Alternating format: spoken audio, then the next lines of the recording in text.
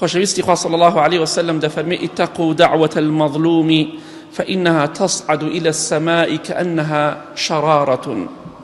ئاگادار بن خۆتان بپارێزن لە دوعای ئەو کەسەی کە زوڵمی لێ ئەەکەی، ئەو کەسەی کە تەعدای لێ ئەەکەی، ئەو کەسەی کە مافی دەخۆی وریابە هەی زاڵمەکان قڕ بەسەر دنیا و قیامەتتان، ئەی قڕ بەسەر تۆی دوکانداریش کاتێک کە غەشێک لە کەسێکی زوڵمی لێەکەی ئەی خەڵەتێنی، قڕ بەسەر تۆش هەر کەسێک هەر وەزیفەیەکی هەیە هەر ئیش و کارێکی هەیە فێڵ لە خەڵکی و خەڵکی خەڵەتێنێت. پێغەمبەری خوا فەرمێ صلی الله عليه وسلم دوعای ئینسانی مەظلوم بەرز ئەبێتەوە بۆ ئاسمان وەکو چۆن دەڵێ وەکو پارچە ئاگرێک، وەکو تیشکێک بەرەو ژوور دەڕوا بۆ ئاسمان بە سەریعی دەڕوا. کاتێک کە دەبینی ئەو بڵێسە ئاگرە چۆن بەرەو ژوور دەبێتەوە، بڵێسەیەکی بەقۆت و بەهێز وەکو تیشکێک بەرەو ئاسمان دەڕوات. دوعای ئینسانی مەظلوم ئاگادار بە. دەتوانی بە زوڵمکردن و غەش و خیانەت و ماف خواردنی خەڵکی دەوڵەمەند بی، بەڵام لەوانەیە بە دوعای مەظلومێک هەمووی لەدەست بدەیت.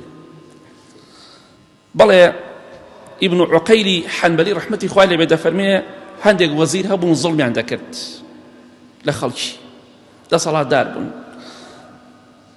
زوڵمی لە کەس دەکرد. یەکێک لە وەزیرانە لەو دەسەڵاتدارانە لە پیاوەکەوتی تەقوای خوا بکە، مافەکەم مەخۆ، زوڵم لێ مەکە، وازم لێ بێنە، تەقوای خوا بکە، من تاوانبار نیم. وتی نەخێر، وتی ئاخر دوعات لێ یەکەم، وتی دوعام لێ بکە.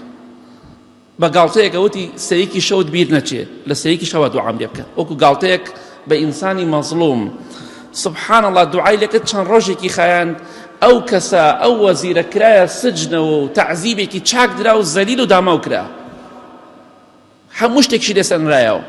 گاڵتە ئەکەی بە مەظلوم، دڵنیابە وەکو تیشکێک وەکو پەڵەی ئاگر بۆ ئاسمان بەرز بۆتەوە، دڵنیابە هەموو دوعاکان ئەو کاتێک تۆ خەوتویتە ئاوا خەڵکی دەستی بەرز کردەوە لە دوعات دەکەت. ئاگاداری خۆت بە، لەخوا بترسە.